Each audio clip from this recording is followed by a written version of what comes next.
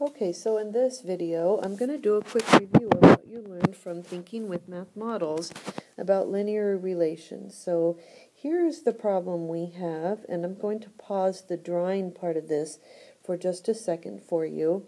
We have some chihuahuas, and we have their age in weeks and their weight in ounce.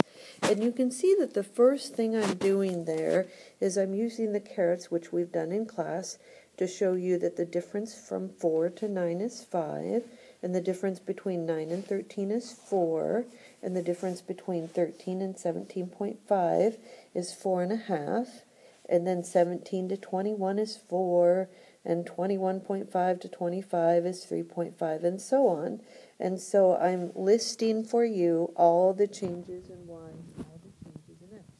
The x changes were all 2, and so that was really nice.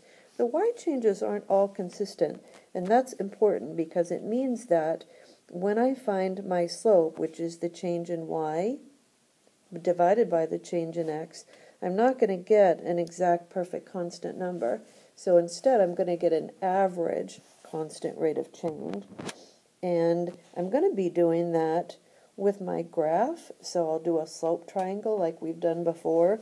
But I could also add those numbers up, 5 plus 4 plus 4.5 plus 4 plus 3.5 plus 5 plus 4 plus 5, and divide by, let's see, we have 3, 4, 5, 6, 7, 8 to find my slope.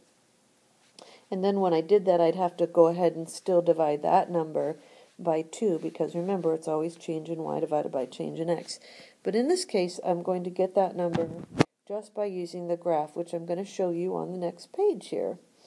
So here's the graph. First we have our y-axis, which in this case is going to be the weight of the chihuahuas. And then we're going to have our age. And you noticed that it went 2, 4, 6, 8, 10, 12, so that's how I'm numbering. Now I'm just going to stop it here for a second because this is the one where don't copy from your table. It goes all the way up to 39, and based on how much space I had, and honestly, I almost ran out of space, I decided to count by threes. If I count by too big a numbers, I have to do too much estimating. If I count by too small a numbers, then I end up wasting a bunch of writing and space on my graph. So let's finish letting this number 15, 18, 21, 24, 27, 30, 33, and 36 and 39. Okay, I'm going to pause it again. Now I put in the points, and so it said on the table at 0, when the Chihuahua was born, it weighed 4 ounces, really tiny. And at 2 weeks, it weighed 9 ounces, and at 4 weeks, it weighed 13 ounces, and so on. So that's how I put these points on the graph. This is something that you should remember how to do. And then all the way at the end there, at 16 weeks, the Chihuahua weighed 39 ounces. Okay, so now I'm going to put in a line of best fit. And normally, you would use a ruler to do this, trying to make sure that you have about the same amount of points above as below. Now, once I have my line of best fit in, I have to draw my slope triangle, and I try to go from one grid intersection spot to another, and I kind of had to estimate because I couldn't find two perfect spots. And now I'm going to show you what the rise and the run are. The run was 4, and my rise was 9. Now, slope, remember, is rise over run, so I'm going to do 9 over 4, 9 divided by 4, and that's 2 1/4. Now remember the equation to find in slope-intercept form, equation of a line is y equals mx plus b. And you can see it up above there, y equals mx plus b. So my equation must be y equals 2 1/4 plus, and remember the b is your starting point, your y-intercept. The y-intercept in this case was how much it weighed at 0 right when it was born. Well, it weighed 4 ounces, so y equals 2 1/4 x plus 4. Here's my equation. Remember, m is slope, change in y over change in x, and b is your y-intercept, your starting point.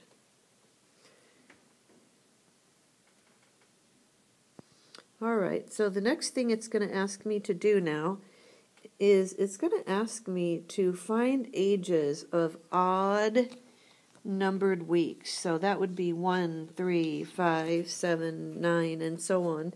So what I'm doing is I'm using my equation, and I'm going to stop it right there. My equation, remember, is 2 1/4 times the age plus 4.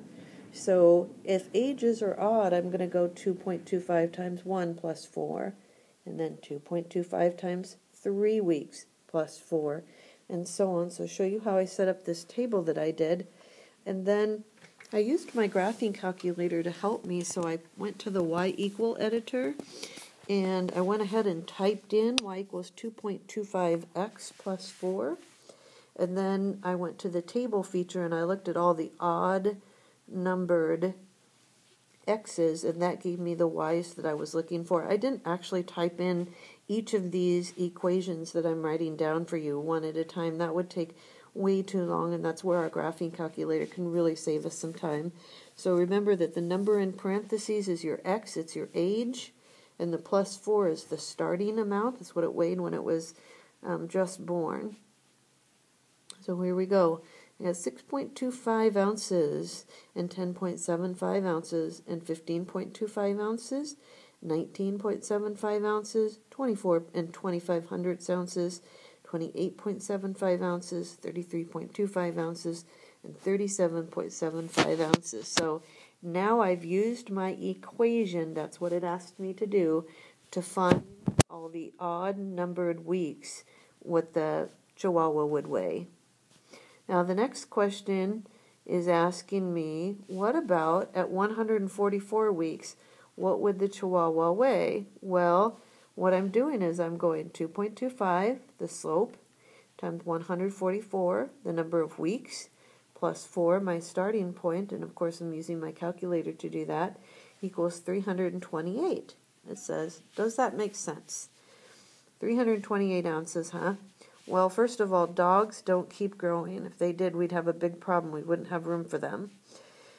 And second of all, there's 16 ounces in a pound. If we do 328 divided by 16, that means that Chihuahua is going to weigh 20.5 pounds.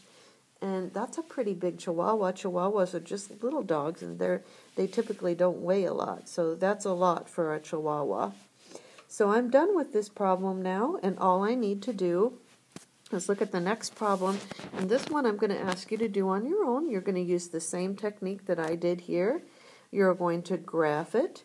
You're going to put the price per wash on your x-axis, and you're going to put the customer's expected per day on the y-axis, and you're going to put in a line of best fit. And then don't forget to write your equation. You can always look back if you need help on how I found my slope with the slope triangle and how I found my y-intercept from the line. And then don't forget to use your equation for C to estimate the number of customers expected for prices of $2.50, $7.50, and $12.50. That means you have to use your equation 3 times if you've really done this problem completely. Good luck, and I will see you tomorrow in class. Have a great evening, everybody.